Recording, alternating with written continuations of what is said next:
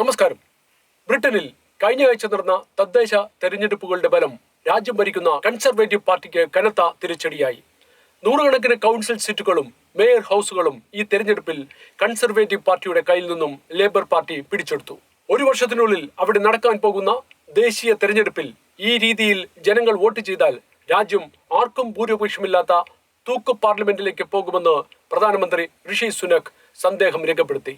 ടൈംസിന് കൊടുത്ത അഭിമുഖത്തിലാണ് അദ്ദേഹം ഇങ്ങനെ അഭിപ്രായപ്പെട്ടത്. ജീവിത ചെലവുകൾ ഉയരുന്നതും കുടുംബ ബഡ്ജറ്റും ബില്ലുകളും ഏറിയതും ഭരിക്കുന്ന പാർട്ടിക്കെതിരായ ജനവികാരമായിട്ടുണ്ടാകുമെന്ന് അദ്ദേഹം വിലയിരുത്തുകയുണ്ടായി. കുടിയേറ്റക്കാരുടെ പ്രശ്നങ്ങളാലും സാമ്പത്തിക തിരിച്ചടിയാലും കനത്ത വെല്ലുവിളികൾ നടക്കുന്ന നാളുകളിലൂടെയാണ് ബ്രിട്ടൻ കടന്നുപോയിക്കൊണ്ടിരിക്കുന്നത്. തന്മൂലം വളരെയധികം നിയന്ത്രണങ്ങൾ കൊണ്ടുവരുവാൻ ബ്രിട്ടൻ ഈ അടുത്ത കാലത്ത് ശ്രമിച്ചിരുന്നു. കുടിയേറ്റക്കാരുടെ ആധിക്യം മൂലം അവർക്ക് 2024 മുതൽ UK കുടിയേറുവാനുള്ള ഫീസുകളിൽ വൻ വർധന വരുത്തുകയും പല സൗകര്യങ്ങൾ വെട്ടിക്കുറയ്ക്കുകയും ബ്രിട്ടൻ ഈ കാലയളവിൽ ചെയ്തിട്ടുണ്ടായിരുന്നു. ജനാധിപത്യ രീതി പിന്തുടരുന്ന ബ്രിട്ടനിൽ ശക്തമായ സർക്കാർ ഉണ്ടാകേണ്ടത് ലോകരാഷ്ട്രങ്ങളുടെ തന്നെ ആവശ്യമാണ്.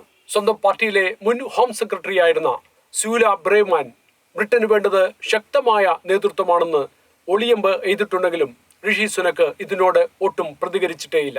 അറിയപ്പെടുന്ന തെരഞ്ഞെടുപ്പ് വിദഗ്ധൻ മൈക്കൽ ഹാഷർ വരുന്ന ദേശീയ തെരഞ്ഞെടുപ്പിൽ ലേബർ പാർട്ടിക്ക് 300 സീറ്റ് ലഭിക്കുമെന്ന് പ്രവചിച്ചിട്ടുണ്ടെങ്കിലും മറ്റു ചില തെരഞ്ഞെടുപ്പ് വിദഗ്ധർ ഇതിനെ അനുകൂലിച്ച് സംസാരിച്ചിട്ടില്ല. പാർലമെന്റിൽ 326 സീറ്റാണ് ഭൂരിപക്ഷത്തിന് വേണ്ടത്.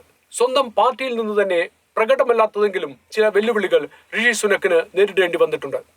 ഒരു കക്ഷിക്കും വ്യക്തമായ ഭൂരിപക്ഷം കിട്ടാത്ത അവസ്ഥയിൽ രൂപീകരിക്കേണ്ടി വരുന്ന കൂട്ടുമുന്നണി സർക്കാരിൽ സ്വാഭാവികമായും ഉടലെടുക്കാവുന്ന ന്യൂനതകൾ മുൻനിർത്തി വിവിധ വെല്ലുവിളികൾ കൂടി നിലവിൽ കടന്നുപോകുന്ന ബ്രിട്ടൻ കൂടുതൽ പ്രശ്നങ്ങളിലേക്ക് വീഴാനാണ് സാധ്യത. തമ്മിൽ രാഷ്ട്രീയപരമായോ ആദർശപരമായോ ചർച്ചയില്ലാത്ത വിവിധ പാർട്ടികളെ ചേർത്തുകൊണ്ട് ഭരണം നടത്തുക എന്ന ദുഷ്കരമായ അവസ്ഥ ഇംഗ്ലണ്ടിനെ സംബന്ധിച്ചിടത്തോളം കഠിനമായ പരീക്ഷണമായിരിക്കും. സർക്കാർ ദുർബലമാകുന്നതോടൊപ്പം അവിടെ പിടിമുറുക്കുവാൻ ശ്രമിക്കുന്ന തീവ്രവാദ സ്വഭാവമുള്ള ഖാലിസ്ഥാൻ കുടിയേറ്റക്കാർക്കും കുടിയേറ്റത്തിന്റെ പേരിൽ അവിടെ എത്തിയിരിക്കുന്ന പാകിസ്ഥാനിലെ തീവ്രവാദ ഗ്രൂപ്പുകൾക്കും അഴിഞ്ഞാടാൻ അവസരം കിട്ടുമെന്നാണ് വിലയിരുത്തപ്പെടുന്നത്. പലസ്തീൻ ഇസ്രായേൽ യുദ്ധകാലത്ത് ഹമാസിനു വേണ്ടി കുടിയേറ്റക്കാർ നടത്തിയ കൂറ്റൻ പ്രകടനങ്ങളും മറ്റും ബ്രിട്ടീഷ് ജനത മറന്നു കാണാൻ സാധ്യതയില്ല. കൂട്ടുകക്ഷി ഭരണത്തിന്റെ ദൗർബല്യങ്ങൾ മുതലാക്കാൻ ഇത്തരം അപകടകാരികൾ ശ്രമിക്കുമെന്ന് ബ്രിട്ടീഷ് ജനത ഒരിക്കലെങ്കിലും ഓർത്താൽ നന്ന്.